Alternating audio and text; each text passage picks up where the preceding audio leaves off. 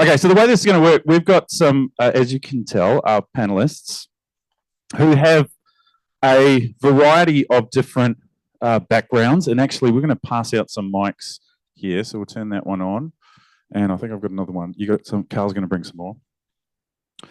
So the reason we've got these amazing people in front of you today is the team went looking for people who had perhaps not the traditional pathway into technology. What you will find is if you talk to anyone across Seek, the way that they got to where they are today is not this, really perfectly defined career pathway. I was talking to someone about it earlier. When I think about career pathways, there are some industries that have them, and they have them for a reason, and they're pretty well defined. So I think of healthcare. Like once you get into the slipstream of, this is I'm doing this, it sort of sucks you all the way through. And some people choose to get off that, but it, for many, it's like, okay, that's really well defined. I know what I'm going to do for the rest of my life. For the other 95% of the population, we just wander around going, oh, I think I could do that. I'll give it a go. So these are all people in front of you now who sort of said to themselves, well, why couldn't I do that? Or what would it look like if I did something a little bit different? So I'm going to start off with, everyone's got mics, great. My starting question for all of you is, what was your first job? And whatever that looks like, it could be working in your parents' store or a paper run, but what would you classify as the first job that you did? So we might start with you, Jordan, because you're first in line. Yeah, I was the dizzy heights of a trolley boy, actually. Okay, at the red one or the green one?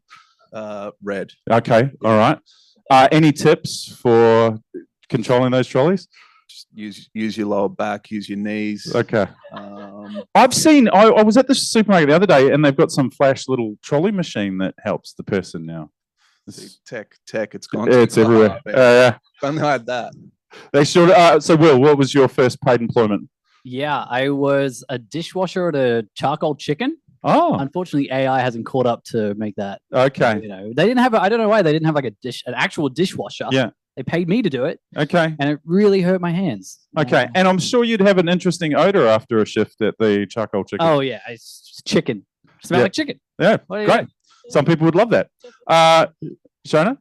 So I grew up in a country town where I was there when the Hungry Jacks first opened. So they actually came to the high schools to recruit all of the staff. So yes, Hungry Jacks. And I was absolutely gutted because I was the only female put out the back with the boys doing the cooking. And all the other females had to be the servers. So yeah. Okay. And what was the discount like at Hungry Jacks? Not good enough because I probably did go home with an odor after those fryers all day.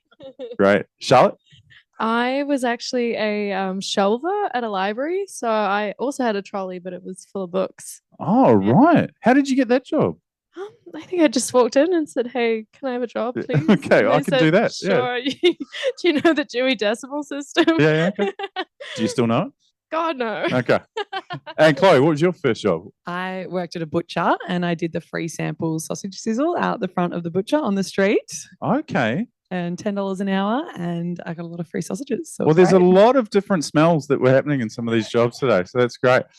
So we're going to get to know our panelists a little bit more, hear from each of them, and then we're kind of just going to open it up for some questions, and we'd just love to get some of your guys' perspectives on things. So we're just going to work down the line. I might start at your end, Chloe, if you wouldn't mind telling us a little bit about what you do at Seek, and how did you get to that role? Sure thing. So I am a software engineer here at Seek. It says associate software engineer, but as of Monday, I'm a mid-level software engineer, so I'm stoked about that. And my day-to-day is pretty much most of my time I spend writing code. So our tasks, our big deliverables, our big projects, our features that we add to the site obviously require a lot of work, a lot of people. And so those big problems are broken down into smaller problems and into even smaller problems beyond that. So my day-to-day is I pick up a small piece of code that needs to be done, executed, I write it, I build it, I test it, I work with the other people in the team. Maybe we're working on this bigger project together, picking up different pieces of the coding puzzle and working on it together. Maybe I'm working alone, but yeah, most of my day is writing code with a few meetings and bits and bobs on the side. So could I just dig into that a little bit more? So when did you start coding? How old were you? I was 18, 19. I was in my first year of uni. I did science at Melbourne, and I chose to do science at Melbourne. I remember so clearly my careers interview when I was in year 12, my guidance counselor telling me, don't do science at Melbourne, don't do a general science degree, do something that is actually going to lead to a job. But I had no idea what I wanted to do, but I knew I liked science. So I thought I'll just keep it general, keep it broad. I went into science at Melbourne thinking I would just continue doing chemistry and physics and the things that I already knew I liked from high school. Had never heard of the words computer science in my life. And then I took a trip to visit my family in California in the break between semester 1 and semester 2 of first year uni. And in California, Silicon Valley, tech is on everyone's lips. So I thought, what is this working in tech? What do I want to do? I don't know. Maybe I'll give this working in tech a try. So I came back in my second semester enrolled in the Foundations of Computing subject. So I just learned to write the most basic beginner code ever. Loved it. Next semester, just built on that, kept going down the computer science pathway and ended up majoring in computing and software systems at Melbourne Uni. And then did a few little side jobs teaching kids how to code in school camps. I got an internship at a tech startup that turned into my first full-time job while I was finishing my degree. And then I applied for the SEEK grad program. So I started SEEK in 2022 in the grad program, loved it. Then they let me take a year off and go traveling after I finished the grad program. And then I came back and I've been working full-time as a associate software engineer ever since. So soon to be mid-level. Now mid-level, which I'm stoked. So yeah. And so no experience with coding until you got to university and it was put in front of you. So what was that like to be thrown in the deep end with coding? Because I imagine some of your peers would maybe be quite fluent already. You didn't. Yeah, I remember doing an assignment for my first subject. And one of my friends at uni looked over and said, oh, I did that as one of my year 10 electives. I can't believe you're doing that now. And I thought, well, good for you. You went to an all boys school. I went to an all girls school and they did not give us this as electives. So it was a little bit like on the back foot. But the good thing about coding is there's so much resources online. So I actually was so nervous about being so behind that I went and did an online coding course before taking the subject and accidentally taught myself the entire subject in about a week. So then I had a very easy semester. Oh, whoops. Yeah. So it was actually okay. All right. Charlotte, what about for you? What do you do and how did you get there? Yeah, so I'm an associate AI product manager here at SEEK. So can I just hold you there? Because sometimes, like I just think of telling my dad sometimes about some of the roles that people do. Like when you tell, people that that maybe aren't so au fait in tech, do they sort of look at you blankly going, what is Yes, they're like, are you AI? Are you a robot? Yeah. Products, yeah. So essentially that means we have a lot of products here at SEEK that basically make the website run based on AI services. We have teams of people who deliver those AI services. So we've got engineers, we've got data scientists who basically make that stuff run. I'm kind of like the person in the middle who translates the business problems and the business context into those deliverables and those smaller tasks that Chloe was talking about, and kind of act as that person who makes sure that we're solving the right problems and we're building the right solutions. So that's essentially what a AI product manager does. And how did you get to that? So I've had a bit of a non-linear journey. I actually started off going to engineering school. I did 3 years of engineering school, didn't really like it, and then dropped out. Good on you for getting through 3 years. 3 out of 4. You kept telling yourself we can do this. I was like, look, just keep grinding. Yeah. But I wasn't really that interested. And I really knew that I was so much more interested in like the business context, or like I wanted to be in the engine room of like where the decisions were made, and that just wasn't really feeling like engineering for me. So I ended up doing a Bachelor of Arts and Commerce after dropping out of my engineering degree, and also at the same time starting to work full-time in marketing, which was my kind of next How gig. did it go when you showed up with the art students, telling them I just moved over from engineering? It was more the other way around. That was tough. I was telling the engineering students that I was now an art student. Okay. Didn't go down so well. But no, I mean, I loved it. Like, I loved the change. Like, it was so good. Kind of just, I sort of did the arts degree for fun, which I know, I think for a lot of people who are trying to plan their careers and what to do at uni, they're like, oh, I have to do the sensible thing. For me, the best thing was to actually abandon the sensible thing completely and just figure out what I liked doing. And that was really valuable for me. I ended up getting into marketing, which I did for 5 years and really, really enjoyed it. And then I was here on a 12-month contract at Seek, and that was coming to an end. And I thought, well, I can either stay here, and they kind of said, oh, we can probably make room for you in the team. Don't worry about it. We'll sort it out. And then I saw this role come up over in the AI division, and I was like, I am so interested in what's happening in AI right now. I'm going to go be an AI product manager and learn about it. So yeah, that's kind of been my journey, is just like doing things I think are interesting. Yeah. And things that obviously you're passionate about or interested in, because I'm assuming with that comes a different type of energy rather than totally thinking about engineering problems. Yeah. All right. Well, Shona, what about for you?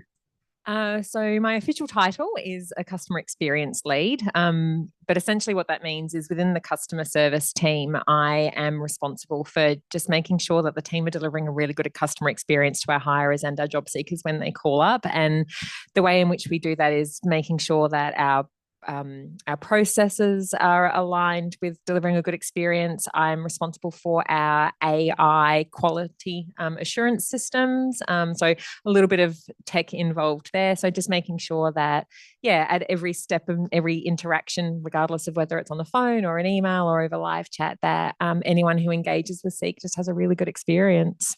And what was it about, like some of those things that you were exposed to earlier on in your career or through your education that you keep with you? And what are some of the things maybe you don't even look at now? Yeah, I've got a really varied career.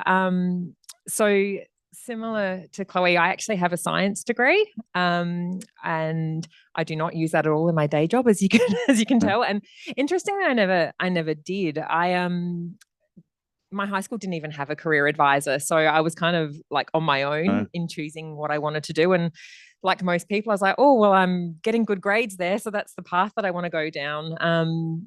And I loved studying it. I'm quite analytical, but I really wish someone had, like you mentioned earlier, Gareth, turned around and said, but what do you enjoy? What's going to get you out of bed in the morning? And I'm such a people person that I wish I'd been given a slightly different steer. But to answer your question, I've had a really varied career. I've worked for tech companies, I've worked in insurance, I've worked in aged care. And I think for me, even though the roles have been very varied and I've gone up, I've gone down, I've taken sideways steps, the one thing which I've always held true to my career path is that customer experience and actually, delivering a really good experience. And also, the employee experience as well is super important to me. That's great. Thanks, Shannon. All right, same question to Will. What was the question? Well, what do you do and how'd you get there? Yes, my name's Will. What's missing though, my middle name is James, so I do conform with the James engineering name sort of thing, partly. I'm a senior software engineer here at Seek. I work in the platform team, which means I work on the tools the developers use to then build what you see on the website, which is a lot of fun. How did I get here? Well, I actually bought, I found some photos that I wanted to start by showing. All right, now make sure, remember we do have people online as well, so if you guys can see, I can't believe I found this. Yeah, okay. This was me 9 years ago. Okay. So, yeah, right. There's another one. All right. You were a delinquent, as they describe you. Yeah. So that was me. That was before I became an engineer. But so I started, my career journey is very different because I did not want to get into tech at all. I only did tech in high school because the teacher who did it had won an ARIA and was really cool and used to be a musician. And so I was like, that's an easy subject. But I just didn't enjoy it. So after school, I then ended up just looking for some jobs or something to do. I wanted to be an actor, really. Acting, and who doesn't want to be when they're in high school? And it was it was hard to get into, very competitive, and I realized early it's not for me. I can't do that. So you're acting being a delinquent there, are you? Well, we'll get to that. Okay. So I tried my best. I couldn't get into I tried to apply for some of the acting unis. It didn't work. So I just applied for some jobs, and I got very lucky to find a job for a startup called Zomato, who they just bought out like a company called Urban Spoon, and they just needed some people to go out and collect content, and that's what I did. That was my first taste of like a startup environment. Like the culture we have here is great. It's very people orientated, and I see a lot of startups and tech companies are that they're very easy to work in, and I was like, that's the place I want to be. Then I moved to sales when I was there. I didn't like it, hated sales, and then took a year off to try to do acting again, and that's where I got the highlight and low light of my career, being a homeless person for the Salvation Army that ended up going out to newspapers and airports, and I got a lot of people saying, "Well, are you homeless?" Yeah. No, I was not homeless, but that's still there. But how did I get into tech from there? Another company then asked me to work for them after I'd taken some time off. I needed some money, and they were like, "You worked at Zomato? Come join us." And they were like another startup. And I was trying to figure out what I could do for long term, because I still didn't have a direction I could go. It was something I always struggled with, a direction of what I wanted to do, since clearly acting wasn't going to make it. And so I thought maybe, I don't know, I literally Googled like, what is a good long-term career that makes money? I mean, I was a kid. And tech was one of those industries which I could see there's growth. Clearly, I was using technology more. I needed to. I just figured it was like a long-term thing. So I just started learning HTML, CSS, the web stuff just in my free time. And then that company I work for were pretty dodgy, and they didn't like the developer. And I said, how hard can it be? Maybe I can help work on the website. We found out pretty soon that I was way over my head saying that. But I got that opportunity to then help out with some of their WordPress websites and small things. And then that led to me taking a little bit more ownership there and learning enough to then just get a very entry-level WordPress job as just a web developer. That then progressed once I kind of feel like I got my limit at that place. I then moved on to another agency that gave me a little bit more knowledge, and so on and so forth, until finally here at Seek. And that was a long journey kind of getting there. But I just kind of made it work to myself. And I think the big part was I was just passionate to spend as much time as I could every weekend, every hour, just learning tech, because I was so interested in it to make it work. And particularly for tech, is there's so many resources online that people can learn it online. And particularly now with AI, it's a job that people can make a career out of without going to uni, and still do pretty well. Thanks, Will. That was me. Questions later or now? Okay. What was it about your class, your school class in technology or digital technologies that didn't engage you? I think at the time it was more just like my hobbies were more around the media and the acting and stuff like that. I just never really thought technology was something I could get into. And the people who were really into tech were smarter than I was. I just never realized I could. I enjoyed math and stuff like that a little bit. I did methods, but then I went down because it was just too hard for me. So I never really thought that was like something I could be without being, looking at some of these other people who were clearly smarter than me. But you don't really need to be. I found what I enjoy in engineering is the creativity, making websites, making something. And that kind of brings the creativity out of me. I guess when I get into the acting, I can then put into my job as an engineer, creating things, solving problems. Right. Thank you. All right. And you, Jordan, because you've got probably the most ambiguous title of this panel. So senior analyst. Yeah. You could go anywhere. I think we need to throw some more words in that one, don't we? Yeah. So senior analyst, but you could think of me as like a data analyst or a product analyst if you're trying to think of what my career kind of entails. But I'm kind of like, my role is almost like a feedback loop for, say, your product managers. So they might have an idea of like a strategy they want to implement. So they might want to implement some new product, and I'll be there to report on how that's gone. So I'll take data from like a raw form. So you could think of like, we might have data on customers and the product we've shown, how much it costs, how much they interact with each one. Take all that data and put it into a program called Tableau, which is kind of like Excel on steroids. And that, creates an output so the person can understand, hey, does this product work? Are we pricing it too high, too low? What are they interacting with? Yeah. And so what led you to that role? So, well, I actually started uni doing like maths, stats, physics, and coding, and I hated all of those subjects. Okay, great. So I dropped out of those subjects, which is kind of funny because now like a lot of my work is all of those subjects combined. So yeah, I did like a business degree, which was very general. I then kind of fell into accounting and hated it for like 10 years. And for some reason stuck with it for 10 years. Don't ask me. And then I kind of noticed I was like really good at Excel, like probably better than most people. So I was like, how can I dig into this? So I did some programs in like SQL, which is like a programming course, Tableau, as I mentioned before, some other programming kind of courses, and then yeah, transferred from accounting to data analytics. Great. So a really wide range of backgrounds. And I don't think, like, if we grabbed another 5 people off the floor, we would have like a bunch of different pathways as well. So there's lots of different ways to get there. I might just ask all of you the same question, and then we might go to some questions from the floor. Chloe, for you and for everyone, if you had a young person in front of you who said, what do I need to do to get to where you are? What advice would you give to them? To get to where I am, I think one of the things that really helped me carry through was, if someone else can do it, why can't you?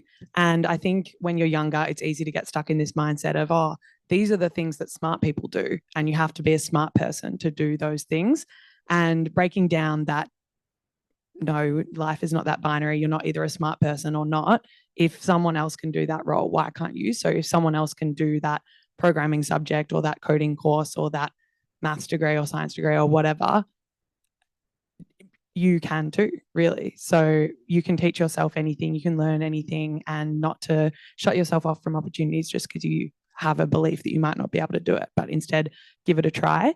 And it's so much, well, in my, what I pictured for myself was, I'd rather try and do something and figure out that it's too hard and then drop down to something I picture as quote unquote easier, than to sell myself short and just go with the easy thing from the start. Because then if you realize, oh, I actually probably could have done that thing, it's way harder to then go up, because then you're on the back foot. So for me, I always thought, when I was picking my VCE subjects and my uni courses and applying for jobs, I always had the idea of, I'll just apply for something that I think is the hard thing. And then if it's too hard, I can drop back down, because I'd rather do that than start at the easy thing and then try and claw my way up to the hard thing later. So, yeah. Right. Thanks, Chloe. What about for you, Charlotte? I totally echo that. I think when I think about things that held me back on my pathway to get here, I think having the confidence to believe that you can, but not just the confidence to believe that you can start the journey, but the confidence to be resilient when it is hard. Because a lot of these things, a lot of these pathways are challenging, and it's the people who are resilient and who keep trying who are the ones who succeed. And I think when I was in engineering school, I maybe didn't see myself represented in the demographic of people who were in the same classes as me. Maybe personality-wise, I didn't necessarily really fit in so much. And if I had truly believed that I belonged there, that it would be hard, but I could persist, and I would be likely to, through my persistence, actually achieve. And it wasn't this kind of like inherently you're gifted with either you're intelligent or not intelligent. Like in the real world, it's helpful to be smart, but it's actually a lot more about how much you persist in trying to achieve any of these things you really want to do. You just have to make sure that if you're going to go down a road that requires a lot of persistence and resilience, then you actually have some kind of goal that speaks to you, because that's what gives you the motivation to keep on pushing through when it's challenging, is knowing that I actually really want this. And so that's, for me, what took me a while to find. I'm passionate about this and I'm willing to put the work in because I really want what's at the other end. So it's finding that as well. Great. What about for you, Sha? Similar. I'd say be curious and open to possibilities that come their way that they might not necessarily have thought of, because they can lead to unexpected but really interesting places. And similar to what Charlotte was just saying towards the end, I think don't discount your values when you're looking at where your career is going to take you, or the sorts of companies that you want to work for. I've had experience where, you've chased the dollar and been really unhappy. But finding, a company like Seek where it's really purpose-led, definitely just, don't discount those sorts of things as how important they are in terms of your career as well. That's great. What about for you, Will? What was the question again? I'm sorry. So what advice would you give to a young person? Advice, yes. Yeah, definitely. I think some of you guys have already said. I mean, be open to explore what you want. Definitely don't feel like you have to get locked into something. I mean, none of the subjects I did in school I do now. I mean, people have gone to uni who don't use their degrees now. So don't feel like you have to be locked in. You have time to explore, and there's never a time. It's never too late to change as well what you want to do. I work with engineers who are older and have just started becoming engineers. There's always a time to change and try something new. I also think just being passionate about something, finding that thing that you're passionate about, can really help early on. I think for me, some of the early interviews I did, I never had any code tests or anything like that, just because I had passion. They could see it. I was eager to learn, and I think that really helped me in the interviews.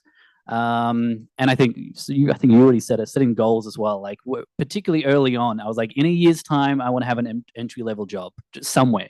And I just was like, what do I need to do to get there? And setting those goals like really helped. And once I hit there, I'd set another goal just to do it. And that honestly, that was probably a huge thing for me to do. Yeah. As well. What about yourself, John? Yeah, I think for me, I got lucky that I just studied something quite broad. So I feel like, if you get someone who's like, I don't have any passions or I don't really know what I want to do, then maybe just studying something like quite broad will lead to something better later. And as I said, I did these kind of short courses, and we were talking before about building a portfolio. It's just showing that you're keen and you're passionate. So it's not always necessarily like that you need to study in that specific thing. Maybe you've studied something broad or not studied at all, and then later you can really turn it on and be passionate, start doing more focused courses on whatever like takes your interest over time. Because like as I said, for me it took kind of 10 years for me to find what I was interested in. Figure it out. And here we are. So. Absolutely. And I mean, it's great advice from all of you, but that desire for some people to go, just tell me what to do, right? Like it's kind of like no one can tell you. You got to go experiment with some of those things, use your resilience to keep persevering, set yourself some goals. But getting exposure to different things makes a huge difference to your ability to then sort of start to weigh up, okay, finding that passion can be that pathway into those different opportunities. All right, we've got some time to be able to ask some questions of our panel. So you might have a general question for our panel, or you might have a specific question for one of the people up here, but we would love to hear from you a little bit now. So anyone want to kick us off? There we go. All right. Let me give you this one. Want to make sure we get your question on it. Thank you, Gareth. Hi, everyone. Thanks for your wonderful stories. It's so inspiring to hear, just kind of the journeys you took. So the question I had was, I'd looked at some stats this morning, and I used AI to help me, which was awesome. So in terms of VCE study subjects, at the moment, I think from 2024, the number of students studying software development, right, which is kind of like the tech subject, is like 1,500 students have picked that in year 12.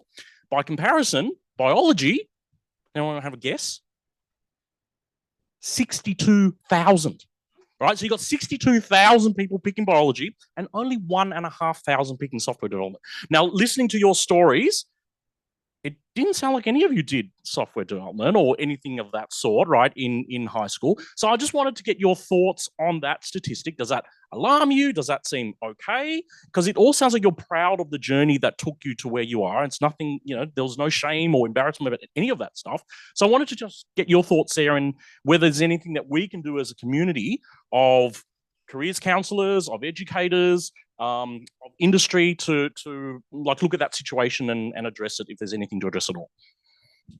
I'm actually learning for the first time that software development was even a VCE subject, because it was definitely not offered at my school. But I would definitely say electives when people are younger, because one thing I didn't have at my school was any technology-based electives. So coding electives, things like that. We had cooking and fashion design. And so, yeah, I definitely would have picked it as a VC subject if I had been introduced to it earlier, which I think is a lot more common now. But yeah. I think another thing that's kind of common between us is that we just didn't necessarily have developed ideas about what tech opportunities were. Like, we knew that it was a thing, that it existed, and it was kind of nerdy and it was to do with computers, but I don't think we probably understood the full spectrum of actual opportunities, and also personalities that go into those roles. Like, not all tech roles are highly technical. Like, my role is somewhat technical, but like, I'm not very good at coding and I don't need to be. So yeah, I think just like more of a developed idea about like what you can sort of work towards. Yeah, I think also like some of those jobs you kind of need a degree. Like, I couldn't have been like, oh, I want to be a doctor, let me study myself and just find some bodies. I don't know. Like, tech is something you can learn online and do yourself. With some of those subjects, you kind of need to have done in VC to even be offered the opportunity to go to uni for. So maybe that's a part of it as well. I'm not sure. I don't know. I just think, going back to what Chloe was saying as well about, kids today probably still don't even know what the job is or what studying it entails. So just getting them to, like Gareth showed you, if there's a subject that is an elective and like, oh, but what does that mean? Where could it take me? Let's go on the Seek website. What does someone who does this do? How could it practically be applied? And then understand, is that something that appeals to them perhaps? Mm.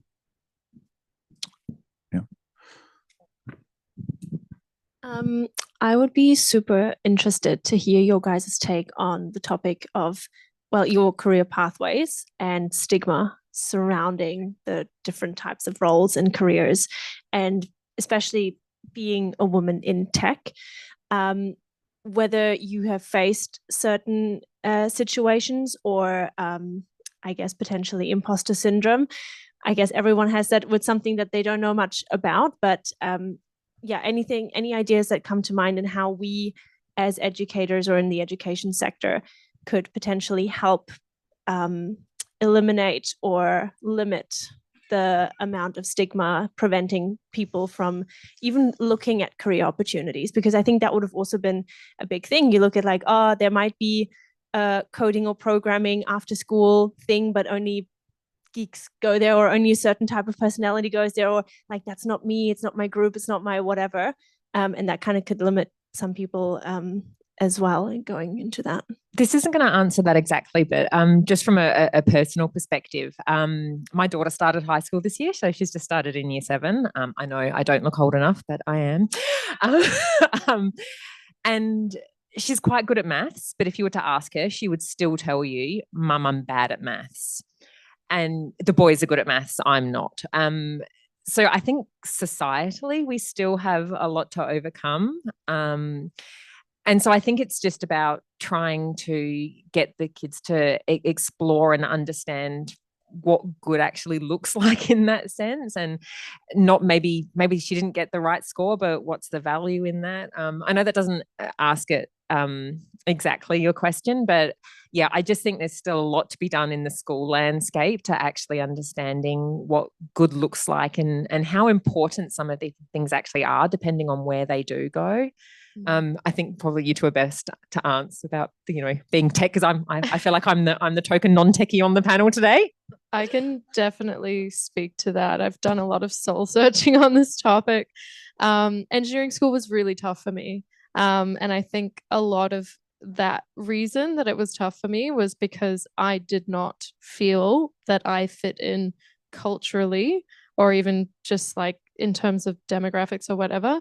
I went into a specialization that was extremely competitive, and through high school, I'd always been extremely good at math, extremely good at science. So I because I had the results to back it up and I was top of my class, I never worried that I never had imposter syndrome, because I just was on the top.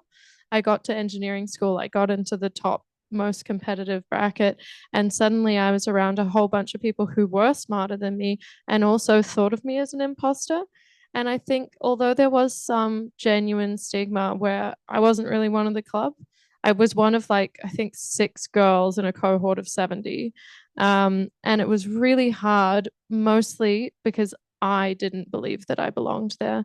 And I didn't have the words to describe that for a very long time afterwards. And it's only now that I'm a lot older that I'm like, oh, yeah, I probably would have kept going with that if I'd had a lot more self-confidence. And I just, you need a lot of emotional maturity and a lot of like embedded confidence to get through something like that, I think. And yeah, I think it's hard. Yeah. On you also kind of dropping out of that engineering, did you think part of you persevering for such a long time was because you felt pressure as a girl to not drop out? Yes. Okay, because I feel like I was doing it out of a spite. I know, because I feel like that's also a pressure that we hold in an underrepresented group, is that we then also fear the stigma will not just fall on ourselves, but the Yes, you got to prove them wrong, and that can get you a long way, but ultimately that's running away, not running towards. And that's the journey I went on. So I don't know. I don't know how you fix the confidence gap, but especially between boys and girls. But I think that is the core of the issue. And it's also it's a reality that it's going to be particularly tough for girls who are not extremely self-confident to go into male developed or male dominated fields. I think they had, at least when I was coming up, all of these programs to get girls into these male dominated fields, but then once they were in there, no support. So that, yeah. That's very true. I feel like I relate a little bit to the being driven not to drop out of spite. I agree. I feel similar but different. I feel like I never considered myself to be one of the really, really gifted or mathy smart ones. But growing up, I had a very tough older brother who was a actual genius. And I always just felt like I was in his shadow, and he was always going to be the smart one, and I was always just going to be, over here. But then growing up and seeing him do, when he was in year 12, his year 12 math subjects, and I, a little year 9 or 10, thought there's no way I'm ever going to be able to do that. But then by the time I got to year 12, I was doing that. So I thought, oh, maybe it isn't those are smart people and then there's everyone else kind of thing. But actually, if you work hard and try, you can always get there. So from sport, when I was in school sport, we had this saying, hard work beats talent when talent doesn't work hard. And I feel like I just always had this mentality in uni, especially when I got to the end of my science degree and it had really thinned out to a classroom of people, and I'd be not only the only girl, but also often the only white person in the room, which isn't it's a whatever. But yeah, I was the only one that I just didn't feel like I had anyone that I identified with in uni towards the end. But I just always had this feeling of, well, if they can do it, why can't I? And there are so many things that maybe I'm not, but then there are also so many other things that I am. I am the person who puts their hand up and answers the question when no one else does. I am the person that will go read up on it after class if I didn't understand something, or I am the person that will form the relationship with the tutor to ask them to get me to help with some problems that I'm trying hard with. Like, I might not be these cookie cutter things that a lot of these people in this room are, like naturally gifted, got the top of their class their whole life, on these fancy scholarships. I might not be those things, but I am so many other things as well that make me give me so much strength in other ways. And if they can do it, why can't I? And that was always my mentality. Yeah. And I think kind of related to that as well, it's understanding the value that they're putting on some of those things. It's like, whether they are or aren't good at maths, if they're actually feeling like they're not good at maths, does it actually matter? What are the other intrinsic skills and abilities that they have that they can call upon? So, for example, yes, maybe they're not the smartest person in the class, but if they're super organized, can they put together a really awesome study plan that means that they put their hours in to get the grade that they need to? It's about really trying to get them to understand what it is that they can bring to still get them to where they need to be.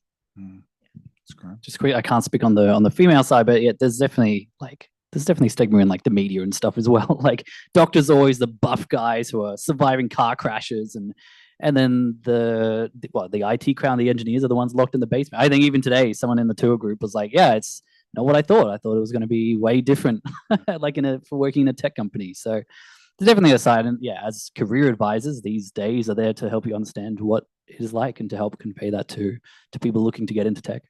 Do you ever feel like there's stigmatism towards you around you haven't done a traditional 4-year undergrad, so people looking down at you or anything? No, not really. I mean, because I don't know, like I also sometimes envy the people who go to college because it gives you or to uni because it gives you a head start. Like getting into a grad program, teaching yourself, it's much harder.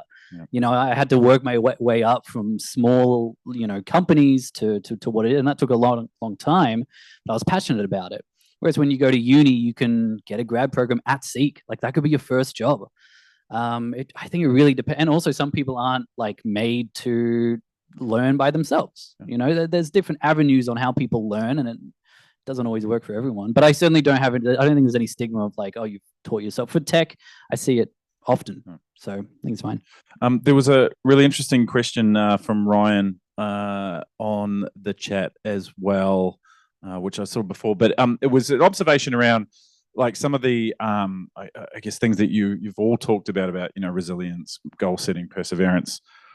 But when you've got a student who's going, what should I study? Like, tell me which subjects to choose, which uni courses should I be going for? What would you say to that person? Charlotte? Okay. I was going to say, I really don't think it matters as much as they think that it does. Yeah. Like, I think you think that you're on this track and the track is set and you have to do the thing that comes at the end of the track and you just don't.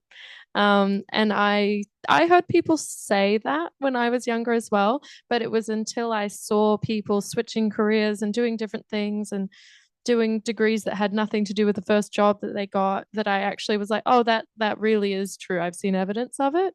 So, I mean, maybe again, it comes back to seeing more examples of people who have done that and just taking the pressure off and just saying, get a degree, because sometimes it's helpful to get in the door and then do whatever the heck you want and try things.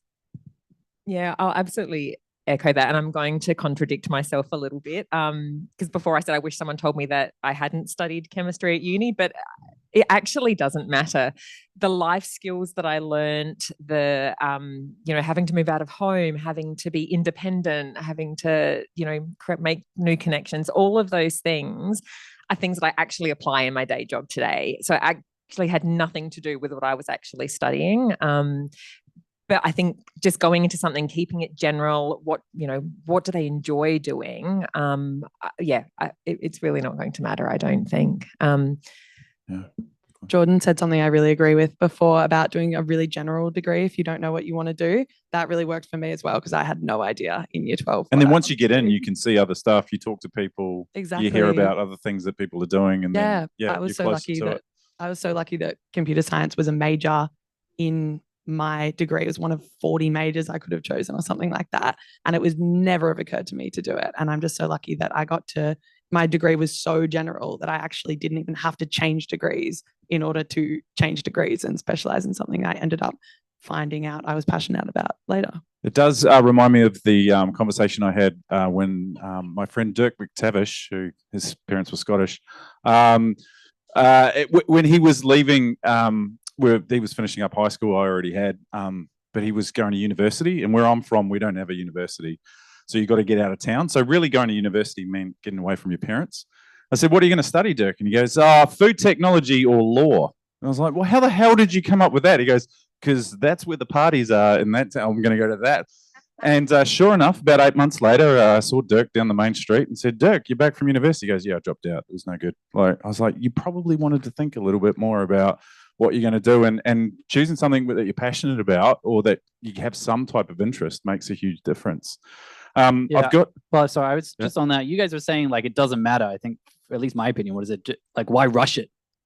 I don't know. You can do it when you do a little bit later. Well, it's a bit controversial in our house because some people are. I feel like people are raised my wife keeps talking about university, and I never went. And so I say, no, you want to travel. Like you want to figure out what's out there first, and then just come as a mature age student because you're ATAR doesn't really matter when you're a bit older. I guess just to qualify my comment just briefly though, is I guess I always think of it as the whole, what do you want to be when you grow up? Yeah. And it's just like, that's really hard to answer at 17, let alone 47. We still sometimes don't know. So I think not having them worried about, well, exactly where is this going to lead me? I think that's where it doesn't necessarily matter. Just get them to study something that they think they're going to enjoy. An experiment. Yeah. Now, I know we've got another question down there. I've got one online, and this one is made for Jordan. Data analytics. Secondary school doesn't teach Excel well because the HSC is still paper-based graphing.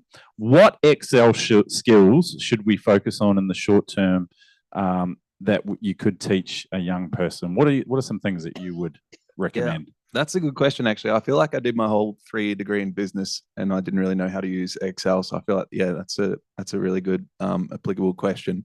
I think it's definitely worth doing probably even just a short course on it. If they Something online that you could just self-paced? There's companies like, I don't know if I can mention, but like Coursera and Udemy, and the courses are like literally like $20, $30. And that's like how I did my career change. Like, cost me like $100 versus a degree of 80 grand. You know what I mean? So, I'll just say look up one of those. And just do a pretty simple course on that. Like, you probably want something on like charting and formulas. I think probably all the courses would cover those kind of basic things. So you could probably experiment a little bit with YouTube, get a few ideas, but doing an actual course that you pay for gives you the sort of the certificate or the badge, doesn't it? Which helps along the way. Yeah, that's a good point. At least you'll get a certificate. You are probably right though. Like, there's heaps of free stuff on YouTube you can find. There's also, I've noticed a big trend now of like these kind of tech influencers, which are like on TikTok and Insta, and they kind of tell you tips and tricks for different programs. So they're really cool. I follow some of them. So it could be worth checking those out as well. Is a reason for that question? I guess, would it be like, what do I need to get the job, or just because I find like learning like the basics and stuff is what you need to try and get the job, but you're going to be doing so much of that learning on how to use Excel in the job.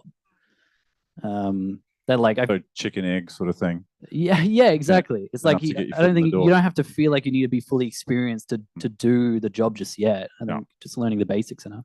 I think my view on that is maybe do the course or whatever, but try and find a practical application for it, so that if you do get to an interview, you can talk about it. And how much will the kids' parents love it if they go, "Hey, mum and dad, I want to use my Excel skills. Can I help with the family budget?" Or something like.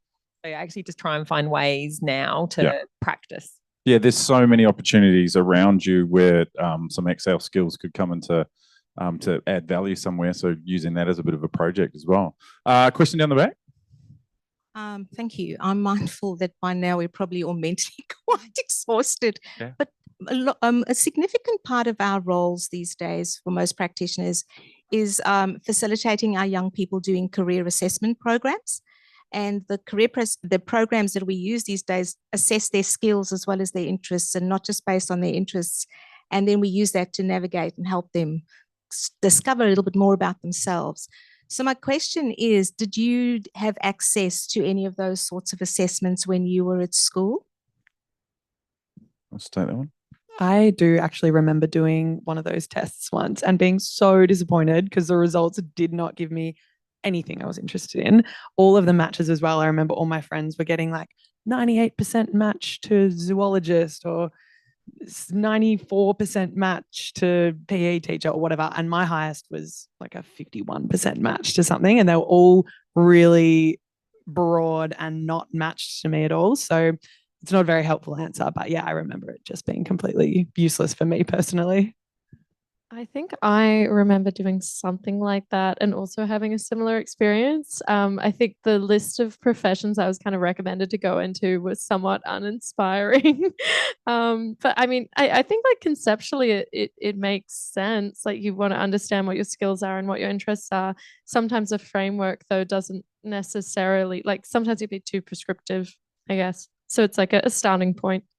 I do agree. I think Shona said before that it's easy when you're 17 to think you need to know what you need to do.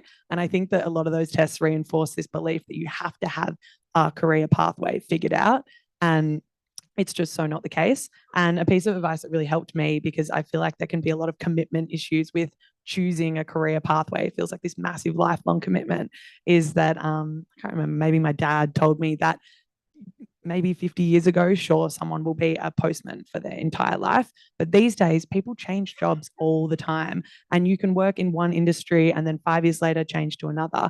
Then 5 years after that, change to another. So it helped me a lot with the fear of the commitment to choose a path, knowing that it wasn't actually a lifelong decision. And it was just something that I was choosing for the next few years to explore. And if I didn't like it, I could always change and do something else later. That really helped me. Not only that, it's probably necessary to think that way these days, that you probably can't be a postman for your whole career now.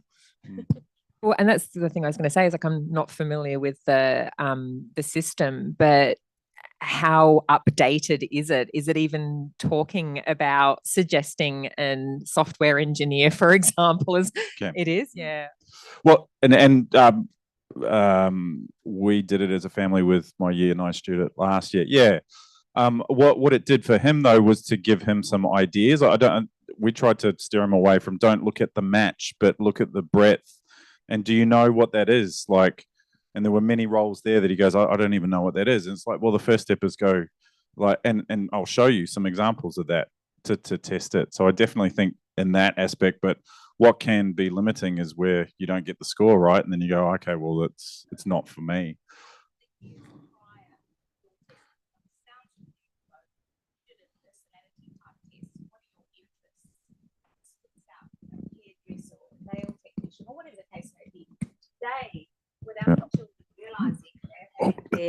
Oh, really? Oh, it's just for our friends online. They can be, they're assessing their numerical, their abstract skills, their verbal skills. And without them realizing, it's giving us a real picture on where their strengths lie. Are they a spatial learner? Are they a mechanical learner? And it's a conversation starter for families to be able to look and go, okay, if we play to your strengths, then working for the next 45 years is actually going to be fun, rather than doing something that just comes unnaturally to us every single day. And let's be honest, the size of most people's mortgages, they're going to have to work for 70 years, so you better enjoy it. Now, folks, we're going to have to keep moving. We got one more? Okay, one more. We can slide in. Sorry, it'll be very quick. And sorry to circle back, but just coming back to that, the gender imbalance and trying to highlight women in different careers. In our careers group, we're a big, if you can't see it, you can't be it. And I feel this is pushing back to industry. You need to be promoting both sides of the scale. It's not just us trying to sell it to women or to, people from diverse backgrounds, but industry need to be displaying that. So I guess it's probably something we're putting back on you, that you need to also be promoting that as well. So yeah, absolutely. And we hope that events like this as well will start to get that out there. But please do give us that feedback today as well, because we would love to capture that and see what we can do. Would you please join me in thanking our panel? Thank you all for taking the time. Now, it was mentioned we're starting to dip in energy levels, so we've got a bit of a change of pace and something a little bit activity-based for us to get involved in. So I think I'm going to invite Pooja. You're going to come up the front with us. The Red Bull truck just arrived. All right, and thank you, folks. You can exit stage right.